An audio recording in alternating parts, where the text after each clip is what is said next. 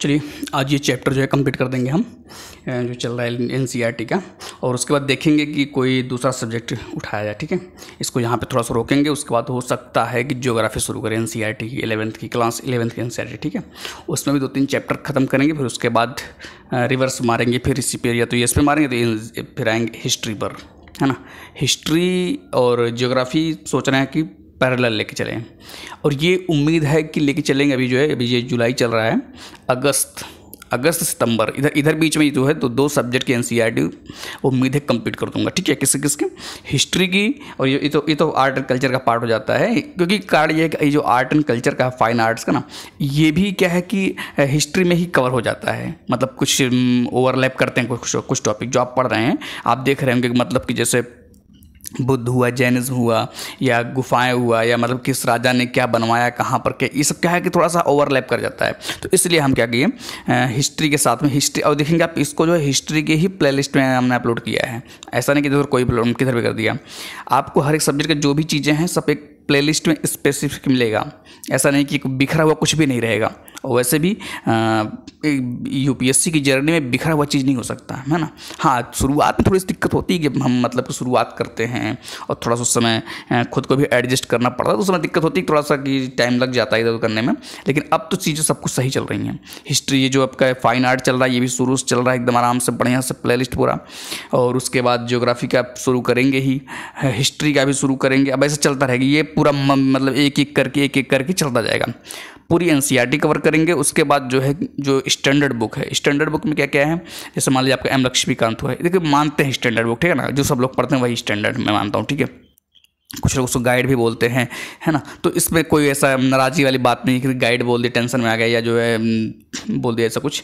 तो कहने मतलब बस ये है कि हिस्ट्री में देखेंगे तो आपका स्पेक्ट्रम सोचेंगे, क्योंकि देखो ये होता क्या है ना कि स्टैंडर्ड बुक को इतना डिटेल में पढ़ाना थोड़ा स्टेप पड़ता है। जैसे मान लीजिए अब मैम लक्ष्मीकांत है, अब उसको मैं पूरा लाइन बाई लाइन नहीं पढ़ सकता हूँ, और ज़रूरी भी नहीं है। मैं उसका क्या खुद शॉर्ट नोट्स बनाऊँगा, है ना। मेरे पास जो भी पढ़ा हुआ है मैं वही हो सकेगा तो वही अपलोड कर पढ़ा दूंगा। ठीक है, एक वो पढ़ा दूंगा, और स्पेक्ट्रम का भी जो है, जो मेन टॉपिक होंगे, जो कि मतलब कि शॉर्ट नोट्स बना करके उसको अपलोड कर दूंगा, बना करके पढ़ा करके। और पीवाईक्यू, हाँ इंपॉर्टेंट पीवाईक्यू है, पीवाईक्यू के बीच बीच में हम लेके आते रहेंगे, है ना। ये सब तो देखिए, जैसे पीवाईक्यू हो गया, सिलेबस हो गया, स्ट्रेटजी हो गया, कैसे कैसे कवर करना है, कैसे कैसे नहीं कवर करना है, ये सब चीज़ें हम कवर करेंगे। ठीक है, ये सब चीज़ें हम बीच बीच में करते रहेंगे। इसके लिए कोई अलग से स्पेशल कोई सेशन नहीं चलाएगा, मतलब कि 1 महीना पता चला वही चल रहा है मोटिवेशन, सर 1 महीना मोटिवेशन चलना चाहिए, बाकी ठीक है जो भी होगा, है ना। तो आप ये टॉपिक में आते हैं, फिर उसके बाद आगे जो बात होगी चर्चा करते रहेंगे। ये देखिए, जैसे ये फिगर देख लीजिए, एलिफेंटा की महेश मूर्ति, है ना। जैसे मैं बार बार कहता हूँ आपको कि फिगर को अच्छे से ध्यान रखिए, है ना। फिगर जो है ये, अब इस पर जो चर्चा होगी तभी तो आपको समझ में आएगा ना, हाँ इसमें क्या है क्या नहीं है। ठीक है, तो इसको थोड़ा सा फिगर देख लीजिएगा। उसके बाद क्या है देख लीजिए। ठीक, आ जाइए डिस्कशन कर लेते हैं थोड़ा सा। ये वाला एलिफेंटा की महेश मूर्ति ईसा की 6वीं शताब्दी के प्रारंभिक काल में बनाई गई थी। कब? ईसा की 6वीं शताब्दी, याद रखिएगा। एलिफेंटा की जो महेश मूर्ति है कब की है? ईसा की 6वीं शताब्दी के प्रारंभिक काल में। उसके बाद क्या है, यह गुफा के मुख्य देवालय में स्थापित है। कहाँ पर स्थापित है? गुफा के जो है मुख्य जो देवालय है उनका, उसमें स्थापित है। ठीक है, पश्चिमी दक्कन की मूर्ति कला की परंपरा शैली कृत गुफाओं में मूर्ति निर्माण का गुणात्मक उपलब्धि एक जो है उत्तम उदाहरण है। ठीक है, ठीक है। उसके बाद क्या है, उसके बाद है कि यह मूर्ति आकार में काफ़ी बड़ी है। इसका बीच का सिर, पॉइंट ध्यान रखिएगा कि इसका बीच का सिर शिव की मुख्य मूर्ति है। इसका बीच का सिर शिव की मुख्य मूर्ति है, और दोनों ओर के दृश्यमान सिर भैरव और उमा के हैं। उमा जानते ही, पार्वती, है ना, भैरव बाबा, उमा, तो याद रखिएगा। बीच का चेहरा किसका है? शिव का, अधिक उभरा हुआ और गोल है। होठ मोटे हैं और पलकें भारी हैं, ठीक है। नीचे के होठ उभरे हुए हैं जो इस मूर्ति की एक अलग विशेषता है, जो इस मूर्ति की एक अलग विशेषता है, ठीक है। उसके बाद क्या है, देखिए मैं बता दूं आपको कि मैं केवल NCERT he line by line लेके चलूंगा। ऐसा मत समझिए कि सब सब्जेक्ट लाइन बाय लाइन चलेंगे, नहीं, सब सब्जेक्ट लाइन बाय लाइन नहीं चलेंगे। उसके बाद क्या है, इसमें शिव का सर्वसमावेशी पक्ष दर्शाया गया है। इसमें इसका प्रतिरूपण कोमल है, इसमें इसका प्रतिरूपण कोमल है, सतह समतल व चिकनी है और चेहरा कैसा है, चेहरा बड़ा है, ठीक है।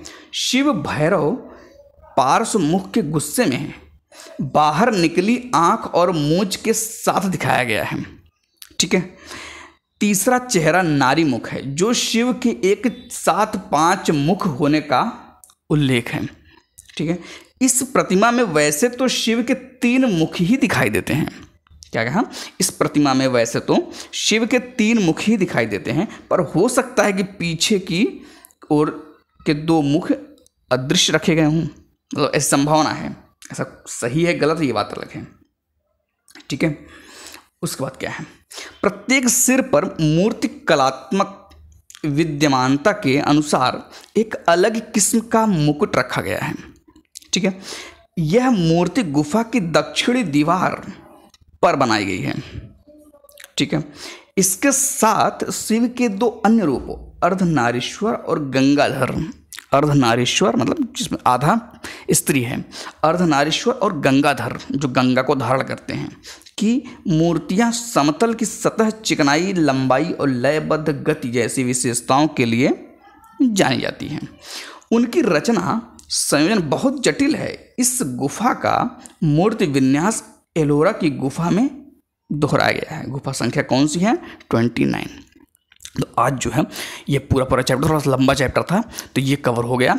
बाकी देखेंगे जैसा भी होगा मैं नोटिफिकेशन में डाल दूंगा, है ना, मैं पोस्ट में डाल दूंगा कि कौन सा सब्जेक्ट अब शुरू करेंगे और कौन सा टॉपिक चलेगा, ठीक है। तो एनसीईआरटी पढ़नी है, पढ़ना पड़ेगा। जो नहीं पढ़ना चाहते भाई बात अलग है, आप हो सकता है कि आपका सब कुछ सही हो, लेकिन जिनको थोड़ा सा भी लग रहा है कि नहीं पढ़ना चाहिए एनसीईआरटी, आप पढ़िए। नहीं अपने मन कर रहा पढ़ने, खुद से पढ़ने का मन नहीं कर रहा है तो हमारे साथ पढ़िए, ठीक है। इसमें कुछ करना ही नहीं है ना, मैं तो खुद ही पढ़ा रहा हूँ, हैं। चलिए ठीक है, आज के लिए इतना ही, बाकी मिलेंगे नेक्स्ट वीडियो में नेक्स्ट नए चैप्टर के साथ, ठीक है।